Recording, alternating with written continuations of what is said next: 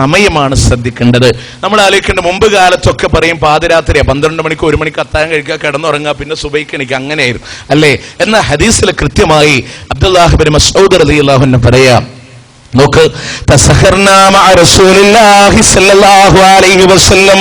ഞങ്ങൾ അല്ലാഹുവിന്റെ പ്രവാചകന്റെ കൂടെ അത്താഴം കഴിച്ചു. അവിടുന്ന് ചോദിക്കപ്പെടുകയാണ്, അതിന്റെ രണ്ടിനുമിടയിൽ എത്ര സമയമുണ്ടായിരുന്നു? അത്താഴത്തിന്റെയും ഫജ്റിന്റെയും ഇടയിൽ എത്ര സമയമുണ്ടായിരുന്നു എന്ന് ചോദിക്കുമ്പോ അല്ലാഹുവിന്റെ റസൂല് അവിടുന്ന് അബ്ദുല്ലാഹ് ഇബ്നു മസ്ഊദ് റളിയല്ലാഹു അൻഹു കൊടുക്കുന്ന മറുപടി, 50 ആയത്ത് ഖുർആൻ ഓതാനുള്ള സമയമുണ്ടായിരുന്നു. 50 ആയത്ത് ഖുർആൻ ഓതാനുള്ള സമയം ഉണ്ടായിരുന്നു. അതാണ് ഇവിടെ ഒരു കാര്യം നമുക്ക് ഗോപ്യമായി മനസ്സിലാക്കാം. അവർ അത്താഴം കഴിച്ചാൽ പിന്നെ ചെയ്യുന്ന അമലെന്താ? ആ സമയം അവർ ഖുർആൻ ഓത. നമ്മളോ? ഞാൻ പറഞ്ഞില്ല, ഒന്നാമത്തെ നോമ്പിനെ പ്രതീക്ഷിക്കും നമ്മള്. അന്ന് നമ്മൾ മഗ്‌രിബ് കഴിഞ്ഞാലോത്ത്, തറാവീഹ് കഴിഞ്ഞാലോത്ത്, അത്താഴത്തിന് എഴുതിച്ചാലോത്ത്, അന്ന് 50 അല്ല 500 ആയത്തോതും. പിന്നെ ദിവസം ഇങ്ങനെ ചുരുങ്ങിട്ട് വരുമ്പോ ഓത്തൊന്നും ഉണ്ടാവില്ല. അവസാനം 5 മണിക്ക് ഫജ്ർ ബാങ്കെങ്കിൽ 4:50 എണീറ്റിട്ട് നമ്മൾ വേഗം അത്താഴം കഴിക്കും. അവിടെ നിന്ന് തന്നെ സുബഹി നിസ്കരിക്കും, ഇടത്തോട്ട് സലാം വിട്ട് അങ്ങോട്ട് കിടന്നുറങ്ങുക അല്ലേ? പിന്നെ റമദാൻ ഒരു അവസാനത്തേക്ക് എത്തുമ്പോൾ ഫോം വിളിച്ച് ചോദിക്കും, അത്താഴം കഴിച്ചുകൊണ്ടിരിക്കുമ്പോൾ ബാങ്ക് കൊടുത്താലുള്ള ഹുക്കും എന്താ അല്ലേ? അവിടം വരെ എത്തും നമ്മൾ. മാറി അങ്ങോട്ടാ, ഇബാദത്ത് പുറകോട്ടാ. അപ്പൊ അത്താഴം കഴിക്കുക, റസൂൽ പഠിപ്പിച്ച സമയത്ത് കഴിക്കുക. അതുപോലെ തന്നെ നോമ്പ് തുറക്കുന്ന കാര്യത്തിലും അതിനെ ധൃതി കാണിക്കണം. സമയാവട്ടെ, ഞാൻ അവസാനത്തെ ലാ ഇലാഹ ഇല്ലല്ലാഹ് പറഞ്ഞാലേ നമ്മൾ പിന്നെ ഇത് കഴിക്കുള്ളൂ എന്ന് പറഞ്ഞാൽ അങ്ങോട്ടൊന്നും കാത്തിരിക്കേണ്ട ആവശ്യമില്ല. അത് ബാങ്ക് കേട്ടാൽ ഉടനെ ബാങ്ക് കേൾക്കുക എന്നുള്ളതല്ല നോമ്പ് തുറക്കാനുള്ള ഹുക്കുമ്. അത് സമയമാവുക എന്നുള്ള, സമയമായാൽ ഉടനെ നമ്മൾ നോമ്പ് തുറക്കുക. ചില ആളുകളുണ്ട് ബാങ്ക് കാത്തിരുന്നിട്ട് സൂക്ഷ്മതയ്ക്ക് വേണ്ടി ആ പള്ളിയിൽ നിന്നാവട്ടെ ഈ പള്ളിയിൽ നിന്നാവട്ടെ അവസാനത്തെ ലാ ഇലാഹ ഇല്ലല്ലാഹ് ആവട്ടെ അല്ല. എനിക്കത് ഓർമ്മ വരുന്നത്, കഴിഞ്ഞ റമദാന്റെ മുമ്പ് ഞങ്ങളവിടെ റൂമിൽ പിന്നെ ഭക്ഷണം കഴിക്കാൻ വേണ്ടി, അത്താഴത്തിന് ഭക്ഷണം കഴിക്കാൻ വേണ്ടിയിട്ട് ഇങ്ങനെ, അപ്പോൾ ഒരുത്തം പറഞ്ഞ റൂമിലുള്ള ഈ നാദാപുരത്തുള്ള ഒരു സാറൻ അവിടെ എൻ്റെ കൂടെ റൂമിൽ താമസിക്കുക. അദ്ദേഹം പഴമൊക്കെ പുഴി ഇങ്ങനെ വെച്ചപ്പോൾ അവസാനം ബാങ്ക് കൊടുക്കാണ്ട്, ഇത് ആവി ഇങ്ങനെ പോകുന്നുണ്ട്, തിന്നാനും പറ്റില്ല. അപ്പൊ ആള് പറഞ്ഞാണ് ലാ ഇലാഹ ഇല്ലല്ലാഹ് പരിഗണിക്കുള്ളൂ. അപ്പോ ഈ നിലക്കുള്ള ഒരു അവസ്ഥ ഒന്നും നമ്മളുടെ ഉണ്ടാവരുത്. ബാങ്ക് കേട്ടോ അല്ല സമയമായോ ഉടനെ നമ്മൾ നോമ്പ് തുറക്കാൻ തയ്യാറാവുക. അതിൽ ധൃതി കാണിക്കണമെന്ന് അല്ലാഹുവിന്റെ റസൂൽ, നോമ്പ് തുറക്കാൻ വേണ്ടി ധൃതി കാണിക്കുമ്പോഴെല്ലാം അവൻ നന്മയിലാണെന്ന് ആ സമയം ദുആഇന് ഇജാബത്തിന് സാധ്യതയുള്ള സമയം അതൊക്കെ ഉപയോഗപ്പെടുത്തുക. ബഹളം ഉണ്ടാക്കിയത് അവിടെ എത്തിക്കുക, ആ ബഹളമൊന്നും നിൽക്കണ്ട, പ്രാർത്ഥനയ്ക്ക് ഉപയോഗപ്പെടുത്തേണ്ട സമയം. അങ്ങനെ കൃത്യമായി നമ്മൾ നോമ്പെടുത്ത നോമ്പിനുള്ള പ്രത്യേകത എന്താ അല്ലേ? ഒരു പ്രത്യേകം അള്ളാഹുവിന്റെ ഒരു ഖുദ്സിയായ ഹദീസ് റസൂൽ പഠിപ്പിക്കുക. എന്നറിയോ?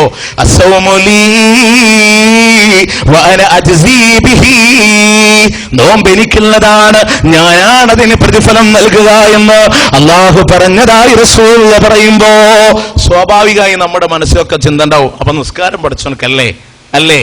റസൂൽ പറയാ, അള്ളാഹ് പറഞ്ഞു നോമ്പ് എനിക്കുള്ളതാണ്, അതിന് ഞാനാ പ്രതിഫലം നൽകുക എന്ന് പറയുമ്പോ അപ്പൊ നമ്മൾ ആലോചിക്കും നിസ്കാരം പഠിച്ചോനല്ലേ, സക്കാത്ത് പഠിച്ചോനല്ലേ, ഒക്കെ പഠിച്ചോനാണ്. ഞാൻ അതിന് ലളിതമായിട്ട് മറ്റൊരു ഉദാഹരണം പറഞ്ഞുതരാം. ബൈത്തുള്ള എന്ന് പറഞ്ഞാൽ എന്താ? അള്ളാന്റെ ഭവനം അല്ലേ? അതിൽ യാതൊരു സംശയമില്ലല്ലോ. ഇല്ല, എല്ലാ പള്ളി അള്ളാന്റെ ഭവനല്ലേ? ആണ്. എന്നാൽ വിശുദ്ധ ഖുർആൻ പ്രത്യേകം പറഞ്ഞു, ഫല്യഅബ്ദു റബ്ബ ഹാദൽ ബൈത്ത്, അൽ ബൈത്ത് എന്ന് പ്രത്യേകം എടുത്തു പറഞ്ഞു. ഏതിനെ? കഅബാലയത്തിന്. അപ്പൊ എല്ലാ പള്ളി അള്ളാന്റെ വീട് തന്നെയാണ്. കഅബാലയത്തിന് ഒരു പ്രത്യേകത എടുത്തു. എല്ലാ അമലുകളും പഠിച്ചവൻ തന്നെയാണ്. എന്നാൽ നോമ്പിനൊരു പ്രത്യേകത എടുത്ത് പറഞ്ഞു അല്ലേ? അപ്പൊ ആ നോമ്പ് അതിന് സ്ഥാനമുണ്ട്. കൃത്യമായി നോമ്പെടുത്താൽ കിട്ടുന്ന പുണ്യം ഒന്ന് ഞാൻ പറഞ്ഞു, നമ്മുടെ പാപം പൊറുക്കപ്പെടും. ഇനിയോ നോക്ക് നിങ്ങൾ, അള്ളാഹുവിന്റെ പ്രവാചകൻ സല്ലല്ലാഹു അലൈഹി വസല്ലം പറയാണ്, ലിസായിമി ഫർഹതാൻ, ഒരു നോമ്പുകാരന് 2 സന്തോഷമുണ്ടെന്നാ. എന്താണ് ആ 2 സന്തോഷമെന്നറിയോ? ഒന്ന്, നോമ്പ് തുറക്കുന്ന ഘട്ടങ്ങളിലോട് അതിന്റെ ഭക്ഷണം അവൻ കാണുമ്പോ ആ ഭക്ഷണം കാണുന്ന സന്ദർഭത്തിലുള്ള സന്തോഷമുണ്ടെങ്കിൽ, രണ്ടാമത്തെ സന്തോഷം എന്താണെന്നറിയോ? ഈ നോമ്പ് കൊണ്ട് മലിക്കുൽ ജബ്ബാറായ തമ്പുരാന്റെ കോടതിയിലൂടെ ചെല്ലുമ്പോ അതുകൊണ്ട് അല്ലാഹുവിനെ കാണുന്ന സന്തോഷമാ. അതുകൊണ്ട് പടച്ച തമ്പുരാനെ കണ്ടുമുട്ടുന്ന സന്തോഷമാണെങ്കിൽ ആ സന്തോഷത്തെ കളയല്ലേ. ചിട്ടയായ നോമ്പെടുത്തോ, നിനക്ക് പടച്ച തമ്പുരാനെ കണ്ടുമുട്ടുമ്പോ അതിനുള്ള സന്തോഷമുണ്ടാകുമെന്നാ. മാത്രമല്ല നാളെ പടച്ച തമ്പുരാന്റെ അടുക്കൽ കടന്നു വരുമ്പോ അവന്റെ വായുടെ പകർച്ചയുണ്ടല്ലോ. അല്ലാഹുവിന്റെ റസൂല് പറയാ, അൽ ഖുലൂഫു ഫമുസ്സായിമി അത്യബൻ ഇൻദല്ലാഹി മിൻ റീഹിൽ മിസ്ക്, അത് കസ്തൂരിയേക്കാളും സുഗന്ധമുണ്ടാകുമെന്നാ. ആ നോമ്പുകാരന്റെ വായുടെ പകർച്ചക്ക് അള്ളാന്റെ അടുക്കൽ കസ്തൂരിയേക്കാൾ സുഗന്ധം ഉണ്ടാവും. ഇതുകൊണ്ട് തെറ്റിദ്ധരിച്ചിട്ടാ പണ്ട് നമ്മുടെ ഉസ്താദുമാരൊക്കെ പറഞ്ഞിരുന്നത് നോമ്പുകാരൻ പല്ലേക്കാൻ പാടില്ല. കാരണം അവരുദ്ദേശിച്ച ആ മണത്തിന്റെ അല്ല. നമ്മുടെ ഭക്ഷണം കഴിക്കാതിരുന്ന സ്വാഭാവികമായിട്ടും വായക്കൊരു പകർച്ച ഉണ്ടാവും. ആ പകർച്ചയെ സംബന്ധിച്ച് പറയാം, അത് നിനക്ക് നിരാശ വേണ്ട, അള്ളാന്റെ അടുക്കൽ വരുമ്പോ അത് കസ്തൂരിയേക്കാളും സുഗന്ധമാണ്. ഇനിയോ നമ്മുടെ ഒക്കെ ഏറ്റവും വലിയ ആഗ്രഹം എന്താ? നരകത്തുനിന്ന് രക്ഷപ്പെടാന്നല്ലേ? അല്ലേ? അല്ലാഹുവിന്റെ റസൂല് പറയാ, മാമിൻ അബ്ദിയ സോമ യൗമൻ ഫീ സബീലില്ലാഹ് ഇല്ലാ ബഅദല്ലാഹു ബിദാലിക്കൽ യൗമ അനിന്നാരി 70 ഖരീഫാ. അള്ളാഹുവിന്റെ മാർഗത്തിൽ നോമ്പെടുക്കുന്ന ഒരു അടിമയുമില്ല. ആ ഒരു നോമ്പ് കൊണ്ട് നരകത്തിൽ നിന്ന് 70 വാര അള്ളാഹു അവനെ അകറ്റിയിട്ടല്ലാതെ ഇല്ല. ഒരു നോമ്പ് അള്ളാഹുവിന്റെ മാർഗത്തിലൂടെ എടുത്തോ, നരകത്തിൽ നിന്ന് 70 വാര അള്ളാഹു അവനെ അകറ്റുമെന്നാ. നരകമോചനം നിനക്ക് നോമ്പ് കൊണ്ട് ലഭ്യമാ. ഇനിയോ മനസ്സിന്റെ ഏറ്റവും വലിയ അഭിലാഷമില്ല, ആഗ്രഹമില്ലോ, ആ സ്വർഗത്തിലൂടെ കടന്നു പോകണമെന്ന മോഹമില്ലോ? അവിടെയും അല്ലാഹുവിന്റെ റസൂല് പറഞ്ഞില്ലയോ, ഇന്ന ഫിൽ ജന്നതി ബാബാ യുഖാലു ലഹു റയ്യാൻ, സ്വർഗത്തിൽ ഒരു പ്രത്യേകമായ കവാടമുണ്ട്. ആ കവാടത്തിന്റെ പേര് റയ്യാൻ എന്നാ. യദ്ഖുലു മിൻഹു സായിമൂൻ, അതിലൂടെ നോമ്പുകാരാണ് പ്രവേശിക്കുക. നോമ്പുകാർക്ക് പ്രത്യേകമായ ഒരു കവാടമുണ്ടെന്ന് പറയുമ്പോ അന്ന് വിളിച്ചു പറയുകയാണ്, അയിന സ്വായിമൂൻ, അയിന സ്വായിമൂൻ, എവിടെയാണ് നോമ്പുകാർ, എവിടെയാണ് നോമ്പുകാർ എന്ന് വിളിച്ചു പറയുമ്പോ എന്റെ പ്രിയമുള്ളവര്, ആ നോമ്പുകാരായി സ്വർഗത്തിലേക്ക് പോകണ്ടയോ? അതിന് റമദാനെ ഉപയോഗപ്പെടുത്തിക്കോ. അപ്പൊ കൃത്യമായി നോമ്പെടുത്താൽ ഒരുപാട് ഓഫറുകളാ നമുക്ക് മുമ്പിലുള്ളത്. അതുകൊണ്ട് ആ ദിനങ്ങളെ അതിൻ്റെതായ ഭക്തിയോടെ ശ്രദ്ധയോടുകൂടെ നോമ്പെടുക്കുക. ഇനിയോ ആ റമദാനിന്റെ അവസാനത്തിൽ നമ്മൾ ശ്രദ്ധിക്കുക. ആ റമദാനിന്റെ അവസാനത്തിൽ അല്ലാഹുവിന്റെ റസൂൽ ഇബാദത്തിന് വേണ്ടി ശ്രദ്ധ ചെലുത്തുന്ന മാത്രമല്ല, പ്രവാചകനെ കുറിച്ച് പറയാ, അടിച്ചു വീശുന്ന കാറ്റിന്റെ വേഗത്തിലൂടെ അല്ലാഹുവിന്റെ പ്രവാചകൻ സ്വതക്ക ചെയ്യാറുണ്ടായിരുന്നു. എങ്ങനെ? അടിച്ചു വീശുന്ന കാറ്റിന്റെ വേഗത്തിലൂടെ. അല്ലാഹുവിന്റെ റസൂലാര ഒന്നുമില്ല കയ്യില്, ഫക്കീറല്ലായിരുന്നോ? കയ്യിലൊന്നുമില്ല. നിങ്ങൾ നോക്ക്, റസൂലിന്റെ വീട്ടിലില്ലാത്തപ്പോ അവിടുന്ന് രണ്ട് കൈകളിൽ ഒരു മക്കളെ പിടിച്ചൊരു ഉമ്മ വരാ ഐഷാബിയുടെ അടുക്കലേക്ക്. എന്നിട്ട് പറയാ, വിശന്നിട്ട് വയ്യ, എന്തെങ്കിലും ഒന്ന് തരണമെന്ന് പറയുമ്പോ വീട് മൊത്തം പരതി കിട്ടിയത് 3 കാരക്കയാ. ആ 3 കാരക്കയും കൊണ്ടുപോയി ആ സ്ത്രീയുടെ കയ്യിൽ വെക്കുമ്പോ, എന്റെ പ്രിയമുള്ളവരെ, റസൂലുള്ള വന്നാൽ കൊടുക്കാൻ ഒരെണ്ണം ബാക്കി വെക്കാൻ ഇല്ല. 3 കൊണ്ടുപോയി ആ സ്ത്രീയുടെ കയ്യിൽ കൊടുക്കുമ്പോ 2 മക്കളുടെ കയ്യിൽ ഓരോന്ന് കൊടുത്ത് തന്റെ വായിൽ വെച്ച് കടിക്കാൻ ശ്രമിക്കുമ്പോ വിശപ്പിന്റെ കാഠിന്യം കൊണ്ട് വേഗത്തിൽ കഴിച്ചുപോയ മക്കള്, ഉമ്മ വിശന്നിട്ട് വയ്യ എന്ന് പറഞ്ഞ് കൈനീട്ടുമ്പോ കടിച്ച കാരക്ക കയ്യിലെടുത്ത് 2ആയി പിടന്ന് 2 മക്കളുടെ കയ്യിൽ വെച്ച് കൊടുത്ത കഥ അല്ലാഹുവിന്റെ പ്രവാചകന്റെ മുമ്പിൽ ആയിഷ ബീവി പറയുമ്പോ റസൂലുള്ളാഹി പറയാ, അവര് നരകത്തിൽ നിന്ന് അകന്നിരിക്കുന്നു, സ്വർഗത്തിലേക്ക് അടുത്തിരിക്കുന്നു. നിങ്ങൾ നോക്ക്, ഇല്ലാത്തപ്പോഴും ആ വീട്ടിലുള്ള സ്വതക്കയുടെ പ്രത്യേകത. അങ്ങനെയൊക്കെ ദാരിദ്ര്യത്തിൽ ജീവിച്ച റസൂലുള്ളാഹി സ്വതക്ക ചെയ്തിട്ടുണ്ട് അല്ലേ? അങ്ങനെ ദാനധർമ്മങ്ങളുടെ കാര്യത്തിൽ ശ്രദ്ധ ചെലുത്താൻ മാത്രല്ല, ഇബാദത്തിന്റെ പ്രത്യേകത പ്രയോഗം തന്നെ കണ്ടോ. അരയും തലയും മുറുക്കി ഇബാദത്തിന് ഇറങ്ങുക. വായിക്കല അഖിലഹു, തന്റെ കുടുംബക്കാരെ വിളിച്ചുണർത്തി ഇബാദത്തിന് വേണ്ടി ഒരുങ്ങുക. അതുപോലെ നമ്മളും ഒരുങ്ങേണ്ടതുണ്ട്. എന്നാൽ റമദാനുമായി ബന്ധപ്പെട്ട ചില അനാചാരങ്ങൾ നമ്മുടെ സമൂഹത്തിൽ കടന്നു വരുന്നു. അത് പറയാതിരിക്കാൻ നിർവാഹമില്ല.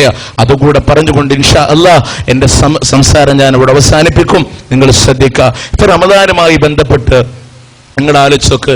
ഇപ്പൊ അവസാനത്തെ 10 ദിനരാത്രങ്ങൾ അല്ലേ, ഒരുപാട് ശ്രേഷ്ഠതയുള്ള ദിവസങ്ങളാണ്, ഇബാദത്തിന് വേണ്ടി തയ്യാറെടുക്കാൻ പറഞ്ഞ ദിവസങ്ങളാണ്. പക്ഷേ 2002 നമ്മളിലേക്ക് കടന്നു വന്നപ്പോ ഇതുവരെ മുസ്ലിം ലോകം പരിചയമില്ലാത്ത പുതിയൊരു ചടങ്ങിന് കേരളം സാക്ഷ്യം വഹിച്ചു.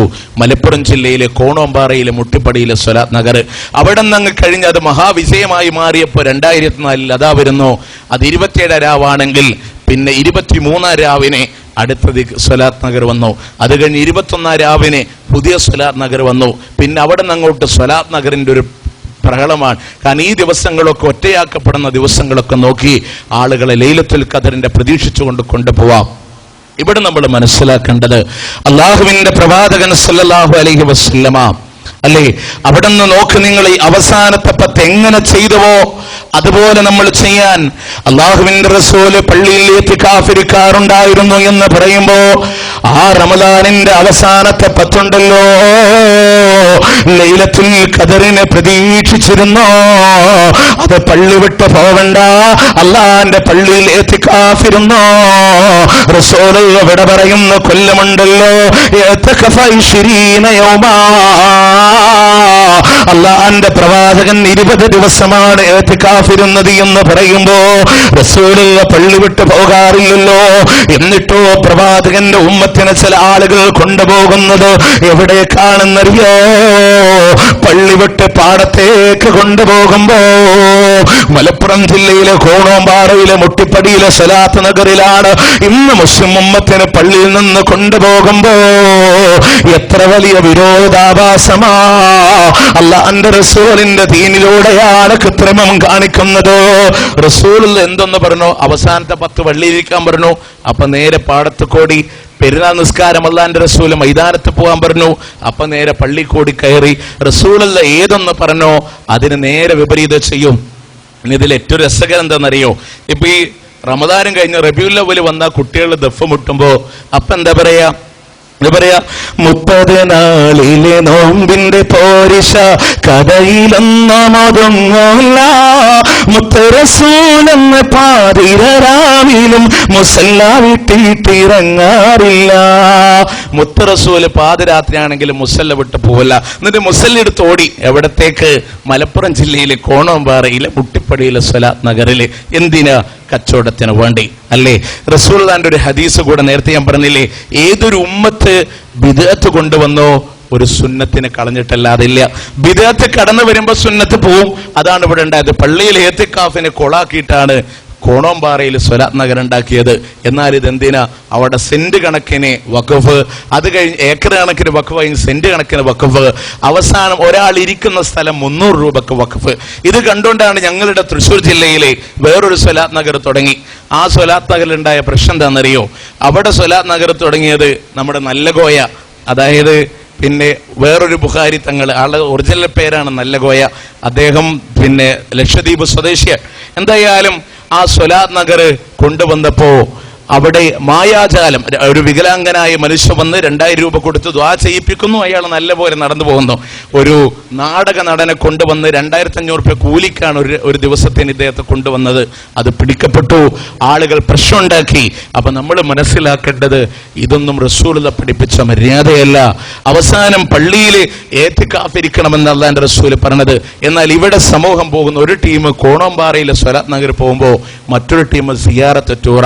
ഈ സിയാറത്ത് ടൂറിന്റെ ഒരു അവസ്ഥ എന്താന്ന് വെച്ചാൽ, ഇപ്പൊ എൻ്റെ ഒക്കെ ചെറുപ്പ കാലഘട്ടത്തില്, അതായത് യഥാർത്ഥ ഇസ്ലാമിനെ പരിചയപ്പെടാൻ കഴിയാതിരുന്ന ഒരു കാലഘട്ടത്തിൽ നമ്മളിത് പുണ്യമുണ്ടെന്ന് വിചാരിച്ചിട്ട് 150 രൂപ 200 രൂപ പറയും. ഓരോ ജാറത്തേക്ക് ഇങ്ങനെ കൊണ്ടുപോകും. 27 ബസ്സിൽ എല്ലാവരും കൂടെ ഒരു ചെറിയൊരു യാസീന്റെ ബുക്കും തരുത്, ജാറത്ത് പോയി ഓതുക, അവസാനം വെളിച്ചെണ്ണയും കൊടുക്കുക, ബസ് കയറി പോരുക. അങ്ങനെ ഞങ്ങളിവിടെ വെളിയങ്കോട് എന്ന് പറയുന്ന ജാറത്തിലാണ് പിന്നെ അത്താഴ സമയത്തെത്തി. അത് കഴിഞ്ഞിട്ട് പുത്തമ്പള്ളി ജാറത്ത് വന്നു.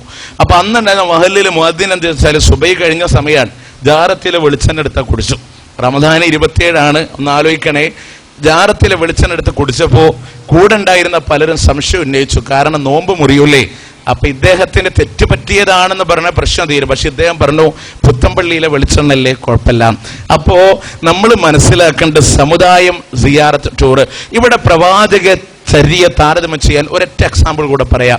നിങ്ങൾക്കറിയോ കേരളത്തിലെ മുജാഹിദ് പള്ളിക്ക് മുമ്പിൽ ജാറുള്ള ഒരു പള്ളി ഏതാണ്? മുജാഹിദ് പള്ളിയുടെ മുറ്റത്ത് ജാറുള്ള ഒരു പള്ളി ഏതാ? കോഴിക്കോട് ഷാദുലി പള്ളിയാണ്. അതായത് പിന്നെ അവിടെ മുജാഹിദ് പള്ളിയുടെ മുറ്റത്തൊരു ചാറുണ്ട്. സ്ഥലം കൃത്യമായി പറഞ്ഞ അപ്പവാണിപ്പ് നേർച്ചടക്കട പള്ളിയിലെ അതിന്റെ തൊട്ടപ്പുറം. അതായത് കൈ വേദനയുള്ള കയ്യപ്പം, കാല് വേദനയുള്ള കാലപ്പം, മൂക്ക് വേദനയുള്ള മൂക്കപ്പം, കണ്ണ് വേദനയുള്ള കണ്ണപ്പം. നമ്മളൊക്കെ പ്രാർത്ഥിക്കാൻ പഠിച്ചവൻ എയ്ഡ്സ് രോഗിയൊന്നും അവിടെ വരാതിരിക്കട്ടെ. കാരണം അവ ഉണ്ടാക്കി കൊടുക്കണം, അപ്പം കാണാനുള്ള ഗഡുസൊന്നും നമുക്കില്ല. അപ്പൊ അവിടെ ഇതിന്റെ തൊട്ടപ്പുറത്ത് ഈ ഷാദുലി പള്ളിയുടെ മുറ്റത്തൊരു ചാറുണ്ടായിരുന്നു. അവിടെയുള്ള ആളുകൾ സ്വാഭാവികമായും മുജാഹിദായി മാറിയപ്പോ പള്ളി മുജാഹിദുകളുടെ അണ്ടറിൽ വന്നു. അപ്പൊ ചില ആളുകൾ കേസ് കൊടുത്ത പള്ളി സമസ്തക്കാരുടെ അവർക്ക് വേണം. അവസാനം കോടതി നമ്മുടെ അയോധ്യ ഭൂമിക്ക് വിധി കൽപ്പിച്ച പോലെ ഒരു ഓഹരി വെപ്പ് നടത്തി, ജാറ മുജാഹിദുകൾക്കും പള്ളി സമസ്തക്കാർക്കും. അപ്പൊ സ്വാഭാവികമായും ഒരു കോംപ്രമൈസിന് വന്നു. എങ്ങനെ പള്ളി നിങ്ങൾക്ക് തരാ, ജാറ ഞങ്ങൾക്ക് തന്നാ മതി. അതാണ് മുജാഹിദ് പള്ളിക്ക് മുറ്റത്ത് ജാറുള്ള പള്ളി. അവിടെ ഇന്നും മതിൽ കെട്ടിയിട്ട് തിരിച്ചിട്ടുണ്ട്. ഇനി ഇത് ഇവിടെ പറയാനുള്ള കാരണം, ഈ റമദാനിന്റെ അവസാനത്തെ 10 ഷാദുലി പള്ളി പോയാലേ അവിടെ നടക്കുന്നൊരു വിഷയം, രാത്രി ഒരു 11 മണി മുതൽ അല്ലെങ്കിൽ 11:30 മുതൽ 1 മണി വരെ അവിടെ ദിവസവും പ്രസംഗം നടക്കുന്നുണ്ട്. 2 ഫ്ലോർ നിറഞ്ഞു കവിയ ആളുകൾ, ലൈലത്തുൽ ഖദറിനെ പ്രതീക്ഷിച്ച് വരുന്ന ആളുകൾ. അത് കഴിഞ്ഞാൽ അവിടെ ഒരു 1:30 മുതൽ പിന്നെ 3:30 വരെ നീണ്ടു നിൽക്കുന്ന ഖിയാമുൽ ലൈലുണ്ട്. അത് കഴിഞ്ഞ ആളുകൾ അത്താഴം കഴിക്കലും പിന്നെ അതുപോലെ ഖുർആൻ ഓതലായിട്ട് അങ്ങനെ തിരിയും. മതിലിന്റെ അപ്പുറത്ത് ഓരോ ബസ് വരും, ഇറങ്ങാ പോവാ സിയാറത്ത് ടൂറ്. ഇതിൽ ആരാണ് റസൂൽ തന്റെ സുന്നത്തിലുള്ള ആളുകൾ? ഇത് മനസ്സിലാക്കാനാ അല്ലേ? അപ്പൊ അവസാനത്തെ 10 അല്ലാഹുവിന്റെ റസൂൽ പള്ളിയിൽ ഇരിക്കാറുണ്ടായിരുന്നു. ആ സുന്നത്തെ നമ്മൾ ശ്രദ്ധിക്കുക. അതുപോലെ തന്നെ മറ്റൊരു വിഷയം എന്താ, റമദാനിന്റെ 17മായി ബന്ധപ്പെട്ടുകൊണ്ടിതാ ബദറിന്റെ സന്ദേശമായി നമ്മൾ പ്രഭാഷണം നടത്തുമ്പോ ആ ബദരീങ്ങളുടെ ആണ്ടിന്റെ പേര് പറഞ്ഞുകൊണ്ട് ഇന്ന് നടക്കുന്ന അനാചാരമുണ്ടല്ലോ. ബദരീങ്ങളുടെ ആണ്ടിന്റെ പേര് പറഞ്ഞുകൊണ്ട് ഭക്ഷണം ഉണ്ടാക്കുമ്പോ ബദർ മൗലിദിന്റെ പാരായണങ്ങളായി അതിന്റെ സ്വീകരണ വിതരണങ്ങളായി റമദാനിനെ ആഘോഷിക്കുമ്പോ ഈ വിധ അനാചാരങ്ങളിലേക്ക് പങ്കുകൊള്ളാതെ അതിനോട് ശക്തമായ എതിര് തന്നെ നിൽക്കാ. കാരണം എന്താണെന്നറിയുക, ബദറിന്റെ രണഭൂമിയില് അടരാടിയ സഹാബത്തിന്റെ ആദർശമുണ്ടല്ലോ, അവരുടെ നേതാവാകുന്ന പ്രവാചകന്റെ ആദർശമുണ്ടല്ലോ. അതിന് നെഞ്ചിലേറ്റാൻ നമുക്ക് കഴിയേണ്ടതുണ്ട്. കാരണം എന്താണെന്നറിയോ, ഇവിടെ നമ്മുടെ നാട്ടിലൊക്കെ റമദാൻ 17 എറണാകുളം അങ്ങ് വിട്ട് ആലപ്പുഴ മുതൽ തിരുവനന്തപുരം വരെ റമദാനിൽ നമ്മളവിടെ കിടന്ന ഖുർആൻ പറഞ്ഞില്ലേ, ഷഹുർ റമദാനിലതി ഉൻസില ഫീഹിൽ ഖുർആൻ. നമ്മൾ വിചാരിക്കുക അവിടെ ആയത്ത് വേറെ അവതരിച്ചിട്ടുണ്ടോ? ഷഹുർ റമദാനിലതി ഉൻസില ഫീഹി സബീന, റമദാൻ മാസമാണ് മൗലിദ് കിതാബ് അവതീർണമായത്. കാരണം മഗ്‌രിബ് നിസ്കരിക്കാടില്ല, തുടങ്ങും മങ്കൂസ് മൗലിദ്, പിന്നെ മൗലിദിന്റെ ഒരു വലിയൊരു പ്രഹരം അവിടെ അല്ല. ഈ വെറും മൗലിദായിട്ട് പോകുന്ന ആളുകള്, പ്രത്യേകിച്ച് റമദാൻ 17 നമ്മുടെ ആളുകളൊക്കെ സാധാരണ കുട്ടികളെ നിങ്ങൾ ശ്രദ്ധിച്ചാൽ മതി, ഈ നെയ്ച്ചോറും അതുപോലെ ബീഫൊക്കെയാണ് ചീരണി എന്ന് പറഞ്ഞ് ഉണ്ടാക്കി കൊടുക്കുക. നോമ്പ് 17 കുട്ടികൾക്ക് നോമ്പുണ്ടായിരിക്കും. ഇത് ബക്കറ്റിൽ ചോറും കാര്യം കൊണ്ടുവന്ന് വഴിയെത്തി ഒന്ന് നിർത്തി ഒരു പിടി വാരി വായിട്ട് വീണ്ടും കുറച്ച് ദൂരം നടന്ന് പിന്നെ ഒന്ന് നിലത്ത് വെച്ച് പിന്നെ ഒരു പിടി വാരി വായിട്ട് കുട്ടികളുടെ നോമ്പ് ഇല്ലാതാക്കി അല്ലേ? ഒന്ന് ആലോചിച്ച് നോക്കിയ നിങ്ങൾ. ഈ ഒരു അനാചാരം നമ്മുടെ നാട്ടിൽ നടക്കുമ്പോൾ ഇതിൽ ഏറ്റവും വലിയ മാരകമായ വിപത്ത് എന്താണെന്ന് വെച്ചാൽ ആ ബദരീങ്ങളോടുള്ള തേട്ടം തന്നെയാണല്ലോ. ആ ബദരീങ്ങളോടുള്ള തേട്ടാൻ ഇത് എല്ലാവർക്കും അറിയാവുന്ന വിഷയം. കഴിഞ്ഞ പ്രാവശ്യം ഇൻഷാ അല്ലാഹ് ആ റമദാൻ 17 തന്നെ നമ്മൾ ആ വിഷയത്തിൽ ഒരു പ്രസംഗം നടത്തിയിരുന്നു. പിന്നെ പ്രിയപ്പെട്ട ബദരീങ്ങൾ എന്ന് പറഞ്ഞിട്ട് അവിടെ, കാരണം ആ ദിവസങ്ങളിൽ നടത്തുന്ന അനാചാരങ്ങളാ. ബദരീങ്ങളോട് തേടുന്ന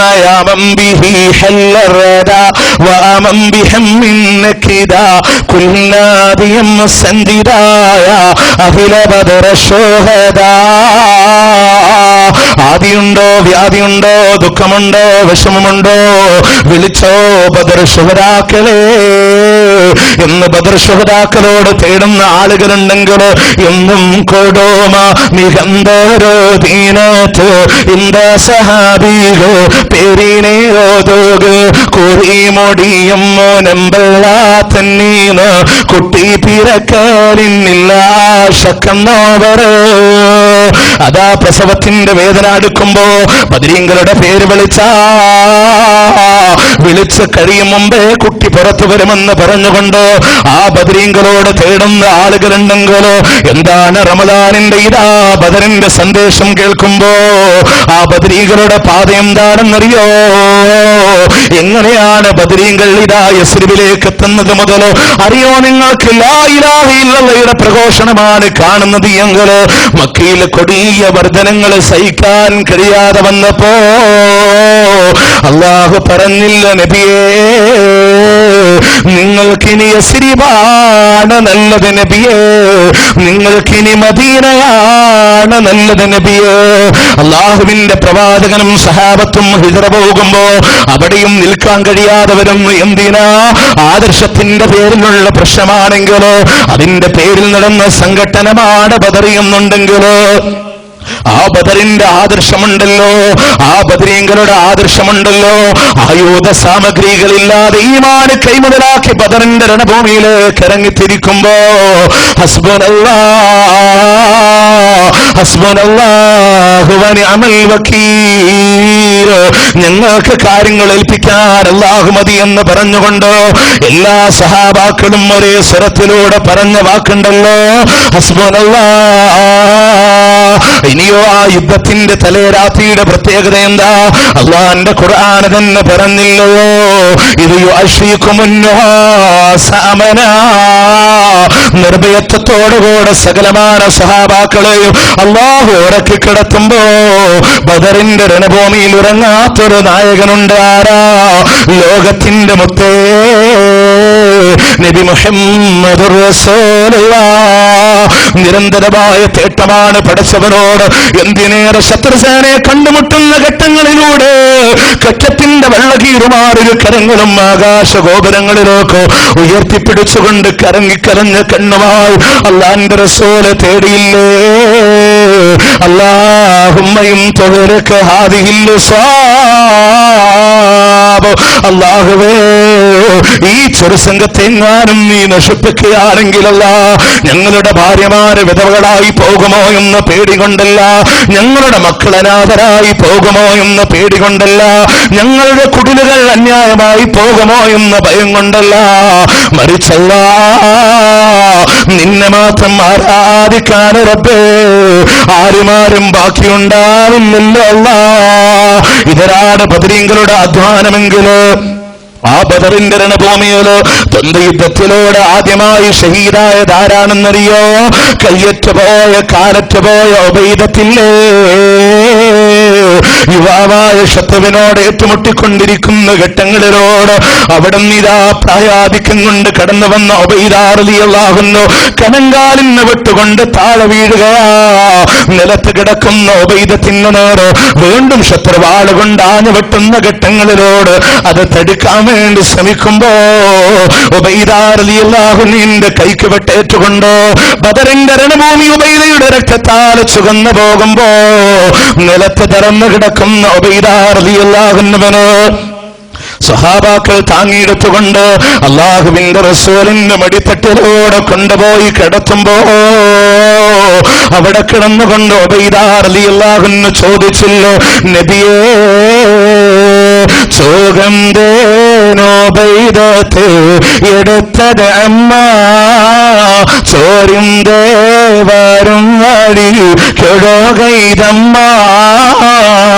നികരറ്റവർ യാസീൻ ഹബീബുള്ളാന്റെ നേശാതീനോ മുമ്പ് കിടത്തിക്കൊണ്ട് അവിടുന്ന് ഉബൈദ റളിയല്ലാഹു അൻഹു പറയുന്നു, നബിയേ എന്റെ കാല് വീണ് പോയി റസൂല്, എന്റെ കൈ വീണ് പോയി ഹബീബ്, ഇവിടെ കിടന്നുകൊണ്ട് ഞാൻ മരിച്ച അങ്ങ് ബദർ ശുഹദാക്കളിൽ പെടുമോ നബിയേ? അല്ലാഹുവിന്റെ റസൂല് പറഞ്ഞില്ലോ, ഉബൈദ നീ എവിടെ കിടന്ന് മരിച്ചാലും ഷഹീദാണെന്ന് പറയുമ്പോ എന്തിനാ ശുഹദാക്കൾ അവരുടെ കൈയും കാലും റബ്ബിന്റെ മാർഗത്തിലൂടെ കൊടുത്തത്? എന്തിനാ അവരുടെ ജീവൻ പോലും റബ്ബിന്റെ മാർഗത്തിലൂടെ അർപ്പിച്ചത്?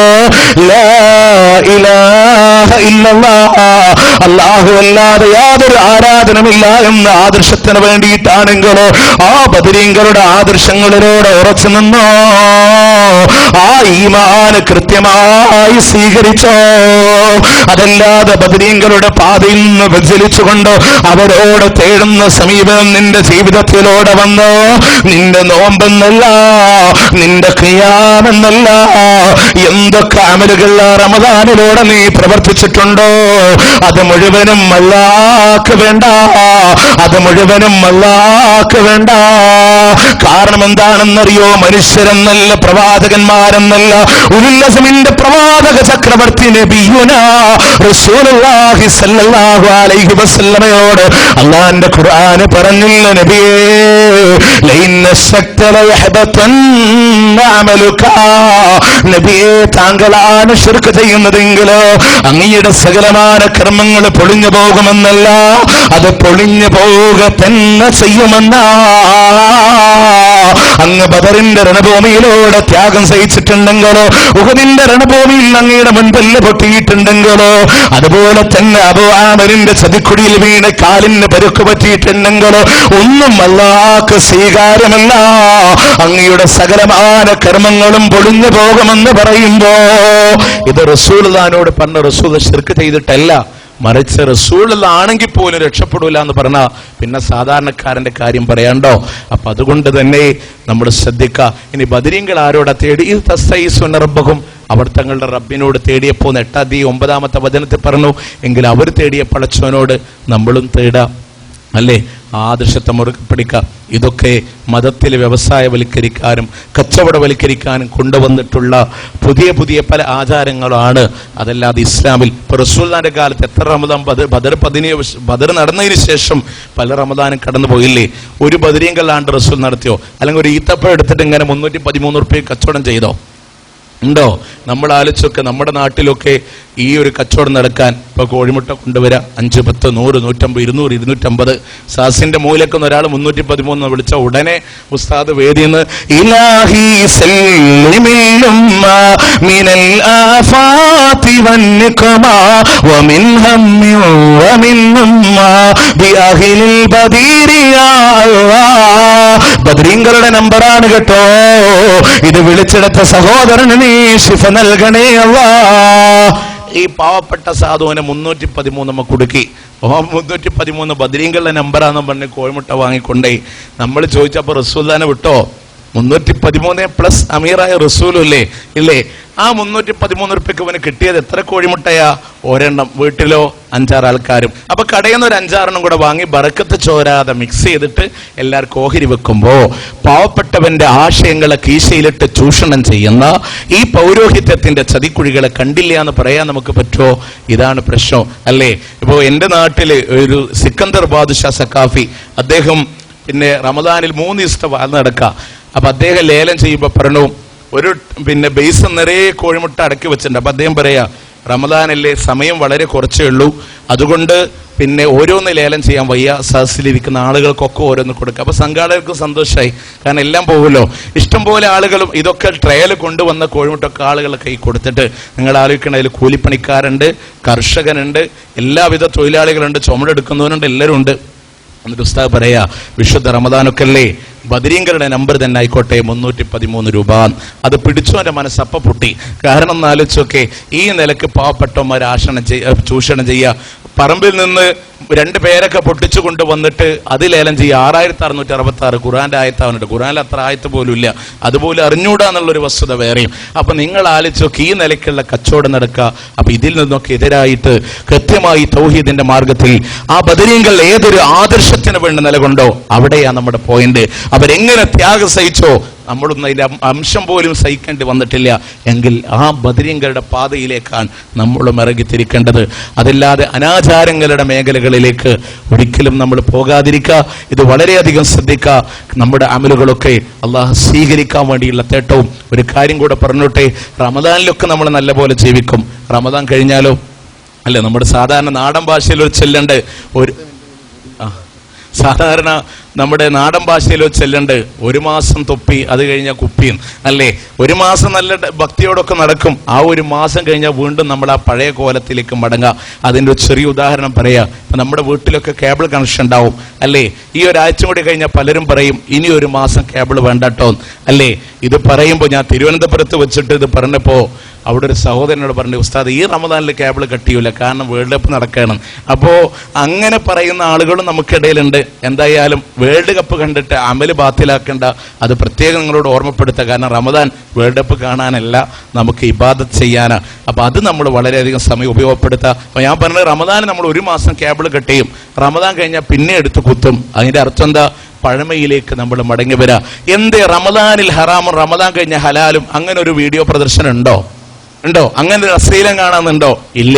റമദാനിൽ ഹറാമാണെങ്കിൽ അത് കഴിഞ്ഞാൽ നമുക്കത് ഹറാം എന്നാണ്. അപ്പൊ അതുകൊണ്ട് ആ കാര്യങ്ങളിലൊക്കെ ഒരിക്കലും തിരിച്ചു വരാതിരിക്കാൻ അല്ലാഹുവിന്റെ ഖുർആൻ പറഞ്ഞില്ലേ, വലാ തകൂനൂ കല്ലതീ നകലതു അസ്ലഹാ മിൻ ബഅദി ഖുവ്വത്തിൻ അൻകാസാ. ദൃഢമായി നൂല് നോട്ടതിന് ശേഷം അതിന്റെ ഓരോ ഇഴകളെയും വേർതിരിച്ചു കളഞ്ഞ ഒരു വിഡ്ഢിയായ സ്ത്രീയെ പോലെ നിങ്ങളും ആകല്ലേ. ഒരു വിഡ്ഢിയായ സ്ത്രീയെ പോലെ നിങ്ങളാകല്ലേ. നൂലുകൾ കൊണ്ടുവന്ന് ഒരുപാട് പ്രയാസപ്പെട്ടുകൊണ്ട് അത് നെയ്തെടുത്തുകൊണ്ട് അതിനെ വസ്ത്രമാക്കി മാറ്റുമ്പോ അവസാനം അതിന്റെ ഇടയിൽ നിന്ന് ആ നൂലുകൾ വലിച്ചോറിയാലോ പഴയ പോലെ നൂലുകളായി മാറിയില്ലയോ? അതുപോലെ നിങ്ങളാകല്ലേ. റമദാനിന്റെ ദിനരാത്രങ്ങൾ ഇതാ ഇബാദത്തുകളെ കൊണ്ട് സജ്ജമാകുമ്പോ, അമലുകളെ കൊണ്ട് സജ്ജമാകുമ്പോ റമദാന് കഴിയുന്നതോടുകൂടെ എല്ലാം തിരിച്ചു പോകുന്നൊരു സാഹചര്യം ഉണ്ടാകല്ലേ. കാരണം പണ്ട് കാലത്തൊക്കെ ഈ TV സംവിധാനമൊന്നും അധികമില്ലാത്ത കാലഘട്ടത്തിൽ നമ്മുടെ മക്കളൊക്കെ അടുത്ത വീട്ടിലേക്ക് സിനിമ കാണാനോടും. അപ്പൊ സ്വാഭാവികമായും തിരിച്ചു വന്ന വാപ്പാന്റെ കയ്യിൽ നിന്ന് അടിയും കൊള്ളും. അങ്ങനെയുള്ള ഒരുപാട് കുടുംബങ്ങൾ നമുക്ക് കാണാൻ സാധിക്കും. എന്നാൽ എല്ലാ വാപ്പാരും അടി കൊടുക്കാതെ ലൈസൻസ് കൊടുക്കുന്ന ദിവസമാണ് പെരുന്നാളിനെന്ന്, അല്ലേ? മോനക്ക് വേണമെങ്കിൽ 20 രൂപ തിയേറ്ററിൽ പോയി സിനിമ കാണാൻ, പെരുന്നാളിന് മാത്രമേ പാടുള്ളൂ, പിറ്റത്തെ ദിവസം ഹറാമാൻ അടി കിട്ടും. അപ്പൊ നിങ്ങൾ ആലോചിച്ചൊക്കെ ഇങ്ങനെ ഓഹരി വെക്കുന്ന, അതായത് അന്ന് അനുവദിച്ചു കൊടുക്കുന്ന ഒരു അവസ്ഥ ഇല്ല. എന്തിനാ പിന്നെ ഈ ദിവസങ്ങളൊക്കെ നമ്മൾ നഷ്ടപ്പെടുത്തിയത്, അല്ലേ? അപ്പൊ അതുകൊണ്ട് നമ്മൾ ശ്രദ്ധിക്കുക. കാരണം നമുക്ക് വരാനിരിക്കുന്ന ഒരു ജീവിതമുണ്ട് ഇൻഷാ അല്ലാഹ്. അതുകൂടെ പറഞ്ഞുകൊണ്ട് ഞാൻ അവസാനിപ്പിക്കുകയാണ്. ഒരു ജീവിതം നമുക്ക് മുമ്പിൽ വരാനുണ്ട്. ഈ ജീവിതം ഒന്നല്ലല്ലോ, ഏതൊരു നിമിഷവും ഇവിടെ നിന്ന് വിട പറഞ്ഞേക്കാം. ഇവിടെ നമ്മുടെ കാലുകൊണ്ട് ഇങ്ങോട്ട് നടന്നു കയറിയപ്പോ തിരിച്ചതേ കാലുകൊണ്ട് നടന്നു പോകാൻ സാധിക്കുമോ? മറ്റുള്ളവന്റെ ചുമലിലേറി പോകേണ്ടി വരുമോ? നമുക്കത് പറയാൻ സാധ്യമല്ല. ഈ ധരിച്ചിരിക്കുന്ന വസ്ത്രത്തിന്റെ ബട്ടൺ ഉണ്ടല്ലോ, നമ്മുടെ കൈക്കൊണ്ടാണ് നമ്മൾ ധരിച്ചതെങ്കിൽ തിരിച്ചതേ കൈക്കൊണ്ട് ദൂരാൻ സാധിക്കുമോ? നമ്മുടെ മയ്യത്ത് കുളിപ്പിക്കുന്നവന്റെ കൈ കൊണ്ടഴിക്കുമോ? ഒരിക്കലും നമുക്ക് പറയാൻ സാധ്യമല്ല. നാളെയും ഇതുപോലൊരു സമയം കടന്നു വരുമ്പോ ജീവനോടുകൂടെ ബാക്കിയുണ്ടാമോ? അതോ ഖബർസ്ഥാനിൽ ആരുടെ മണ്ണിലാണോ? പറയാൻ സാധ്യമില്ലല്ലോ. ഒരു പച്ചക്കറിക്കടയിൽ നിന്ന് തക്കാളി വാങ്ങുമ്പോ, അല്ലേ, ആ കച്ചവടക്കാരനോട് നമ്മൾ ചോദിക്കും, ആ തക്കാളി പെട്ടെന്ന് ചീഞ്ഞു പോവോ? അദ്ദേഹം പറയും, ഒരു ദിവസം അല്ലെങ്കിൽ 2 ദിവസം അതിനൊരു കേടുപാട് സംഭവിക്കില്ല. എങ്കിൽ ആ തക്കാളിയുടെ ഗ്യാരണ്ടി പറയാൻ നമ്മുടെ ആയുസിന് സാധിക്കുമോ? 1 മണിക്കൂറിന്റെ ഗ്യാരണ്ടി ഇല്ലല്ലോ. അത്രയും നിസ്സാരമായി പോയില്ലേ? നമ്മുടെ മക്കൾ നാളെ യത്തീമുകളായി മാറോ? ഭാര്യമാർ വിധവകളായി മാറോ?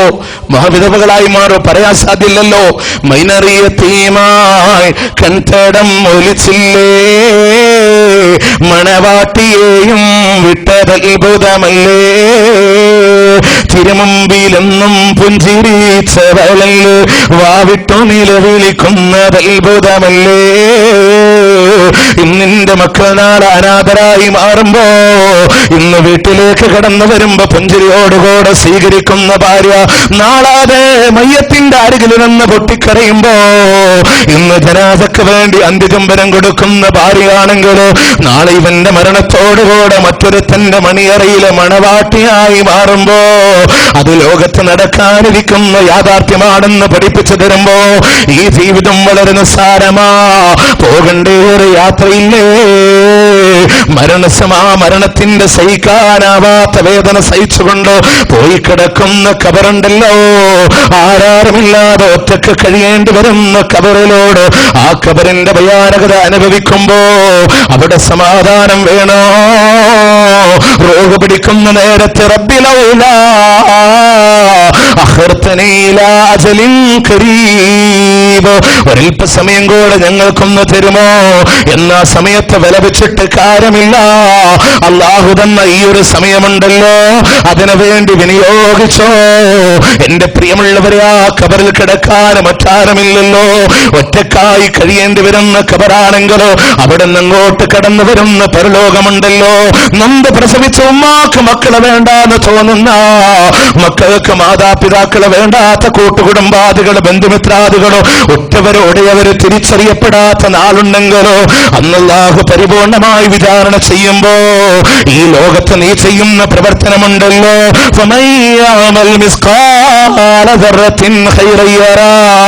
ആരിവിടാണ് തൂക്കം നന്മ ചെയ്തു പോയോ? നിലത്ത് വീഴുന്ന പഞ്ചസാരത്തിരി എടുക്കാൻ വരുന്ന ഉറുമ്പുംകൂട്ടത്തിലെ നിസ്സാരമായ ഉറുമ്പിന്റെ ചെറിയ കാലിന്റെ തൂക്കം ആരിവിടെ നന്മ ചെയ്തു പോയോ? ശരീരദ്വാരങ്ങളിലൂടെ കടന്നു വരുന്ന പ്രകാശങ്ങളിലൂടെ പാറിക്കളിക്കുന്ന ധൂളങ്ങളിലോ നിസ്സാരമായൊരു ധൂളത്തിന്റെ കനമെങ്ങാനും ആരവിടെ നന്മ ചെയ്തോ തിന്മ ചെയ്തോ അള്ളാന്റെ കോടതിയിലൂടെ കൊണ്ടുവരുമ്പോ അന്ന് നേർക്കുനേരെ വിചാരണ സത്യമാണ്, അന്ന് മീസാനം സത്യമാണെന്ന് പറയുമ്പോ അന്നൊരാളെ നരകത്തിലേക്ക് ഇട്ടുപോയ അവസരമില്ലല്ലോ. പടച്ചവനോട് പറയില്ല നാദാ ഫർജിഅനാ നഅമൽ സാലിഹാ, ഒന്ന് മടക്കി തരുമോ അല്ലാ, നല്ലതുപോലെ ജീവിച്ചു കൊള്ളാമെന്ന് പറയുമ്പോ അല്ലാഹു മടക്കി തരുകയില്ല. എന്റെ പ്രിയമുള്ളവരെ, കഠോരമായ തീയുണ്ടല്ലോ കാലിന്റെ താഴെ തീക്കനൽ വെക്കുമ്പോ തലച്ചുമറിയുന്ന നരകമാണെങ്കിലോ 70 വർഷം സഞ്ചരിക്കാനുള്ള ദൂരമുണ്ട് അതിന്റെ ആഴത്തിനെന്ന് പറയുമ്പോ സൂര്യനും ചന്ദ്രനും നരകത്തിലിട്ടാൽ ചുറ്റിപ്പൊതിഞ്ഞ കാളകളെ പോലെ മാത്രമേ നിങ്ങൾക്ക് തോന്നൂ എന്ന് പറയുമ്പോ അതിന്റെ വിശാലതയുണ്ടല്ലോ. 70,000-ഓളം വരുന്ന ചങ്ങലകളിലായി 70,000-ഓളം വരുന്ന മലക്ക് വലിച്ചു കൊണ്ടുവരുമ്പോ ഒരു ചങ്ങലയിൽ 70,000-ഓളം മലക്കോ, അങ്ങനെ 70,000-ഓളം വരുന്ന ചങ്ങലകളിലായി ആ നരകത്തെ നാളെ വലിച്ചു കൊണ്ടുവരുമ്പോ അതിലൊരു മലക്കിന്റെ വലിപ്പമെന്ന് പറയുന്നത് ആകാശഭൂമികളുടെ വലിപ്പമാണെങ്കിലോ ആ നരകത്തെ വലിച്ചു കൊണ്ടുവരുമ്പോഴുള്ള ഭയാനകത എന്താണെന്നറിയോ? അല്ലാഹുവിന്റെ ഖുർആൻ പറഞ്ഞില്ലേ, വഇദാ റഅതുഹും മിൻ മകാനിൻ ബഈദ്, ഒരുപാട് വിദൂരതയിൽ നിന്ന് ആ നരകത്തെ നിങ്ങൾ കണ്ടുപോയാ സമിഉ ലഹാ തഗയ്യുലൻ വസഫീറാ, ആ നരകത്തിന്റെ ഇരമ്പലും മട്ടാസവും നിങ്ങൾക്ക് കേൾക്കാം, അതിന്റെ അലർച്ചയും മട്ടാസവും നിങ്ങൾക്ക് കേൾക്കാമെന്ന് പറയുമ്പോ ആ ഭയാനകരമായ നരകം എന്റെ പ്രിയമുള്ളവര് മനുഷ്യന്റെ കൂടെ കല്ലിനെ കത്തിക്കുമ്പോ ഒരു പാത്രത്തിലുള്ള വെള്ളം തിളക്കണമെങ്കിലോ 100 ഡിഗ്രി ചൂട് മതിയെങ്കിലോ സ്വർണ്ണമോ ഇരുമ്പോ ഒരു കോയ്യമോ ഒരുകണമെങ്കിലോ 300 മുതൽ 3000 വരെ ഡിഗ്രി ചൂട് മതിയെങ്കിലോ സൂര്യന്റെ താപം 5000 ഇങ്ങ് വന്നാ ഈ ഭൂമിക്ക് മുകളിലുള്ള സർവ്വതമങ്ങ് ഒരുകുകയാ. പക്ഷേ കല്ല് മാത്രം ബാക്കിയാ. കല്ലുരുകണമെങ്കിൽ 7000 ഡിഗ്രിയോളം ചൂട് വേണമെന്നാ. അതുകൊണ്ടാണ് സ്വർണം പറയാതെ ഇരുമ്പ് പറയാതെ ഉരുക്ക് പറയാതെ അല്ലാഹു പറഞ്ഞില്ല മനുഷ്യരെ വഖൂദുഹന്നാസ് വൽ ഹിദാറ, മനുഷ്യന്റെ കൂടെ കല്ലിനെയാണ് കത്തിക്കുക. ഇങ്ങനെ അള്ളാഹുവിന്റെ പ്രമാണങ്ങൾ പഠിപ്പിക്കുന്ന ഒരുപാട് വിഷയം ഇൻഷാ അല്ലാഹ് ആ നരകത്തിൽ നിന്ന് രക്ഷപ്പെടാനാ നമ്മൾ ശ്രമിക്കുക.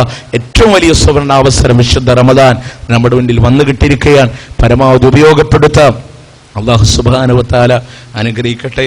എൻ്റെ പ്രിയമുള്ളവരെ, ദിവസങ്ങളും നിമിഷങ്ങളൊന്നും നമ്മൾ പാഴാക്കരുത്. ഇനി ഈ സമയം ഞാൻ അവസാനിപ്പിക്കുകയാണ്. ഇനി ചായൻ്റെ ഇടയിൽ ക്ലാസ് നടക്കില്ല, ഒരു ക്ലാസ് മാത്രമേ നടക്കുള്ളൂ. ശ്രദ്ധ മുഴുവൻ ചായ ക്ലാസ് പോവും. അതുകൊണ്ട് ഇൻഷാ അല്ലാഹ് പല കാര്യങ്ങൾ നിങ്ങളുടെ ശ്രദ്ധപ്പെടുത്തിയിട്ടുണ്ട്. കൂടുതൽ പഠിക്കാനും അറിയാനും റമദാനെ ഇബാദത്തിന് വേണ്ടി ചെലവഴിക്കാനും ആ റമദാനിൽ നമ്മൾ നേടിയെടുത്ത തഖ്വയോടെ അവിടെ നിന്ന് അങ്ങോട്ട് ജീവിക്കാൻ നമ്മൾ പരിശ്രമിക്കുക. അല്ലാഹു സുബ്ഹാനഹു വ തആല അനുഗ്രഹിക്കുമാറാവട്ടെ. അല്ലാഹുവേ, ആഫിയത്തോടുകൂടെ റമദാനിന്റെ അമലുകളെ ചെയ്തു തീർക്കാൻ ഞങ്ങൾക്കെല്ലാവർക്കും നീ തൗഫീഖ് നൽകണേ അല്ലാഹുവേ. കത്തിയാൾ നരകത്തിന്റെ വിറകുകളാക്കി ഞങ്ങൾ ആരെയും മാറ്റില്ല അല്ലാഹ്. നിന്റെ സ്വർഗീയ ആരാമത്തിൽ കുടുംബസമേതം ഒരുമിച്ച് കൂടാനുള്ള ഭാഗ്യം ഞങ്ങൾക്കെല്ലാവർക്കും നൽകി അനുഗ്രഹിക്കണേ അല്ലാഹുവേ. ആദർശ പ്രബോധന രംഗത്ത് ഒരുപാട് സേവനങ്ങൾ അനുഷ്ഠിച്ച് ത്യാഗം അനുഭവിച്ച് വിട പറഞ്ഞു പോയ ഒരുപാട് പ്രഗത്ഭരായ പണ്ഡിതന്മാർ മഗ്ഫിറത്തും റഹ്മത്തും നൽകി നീ അനുഗ്രഹിക്കണേ അല്ലാഹ്.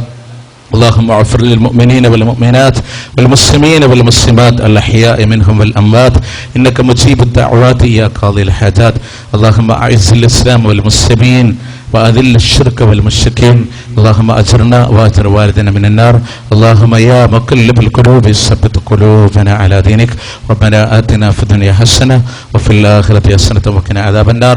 ربنا تقبل منا إنك أنت السميع العليم وتب علينا إنك أنت التواب الرحيم والحمد لله رب العالمين. നിങ്ങളുടെയൊക്കെ പ്രാർത്ഥനയിൽ എന്നെ കൂടെ ഉൾപ്പെടുത്തണേ എന്ന ദുആ വസിയത്തോടു കൂടെ അസ്സലാമു അലൈക്കും വറഹ്മത്തുള്ളാഹി വബറകാതുഹു.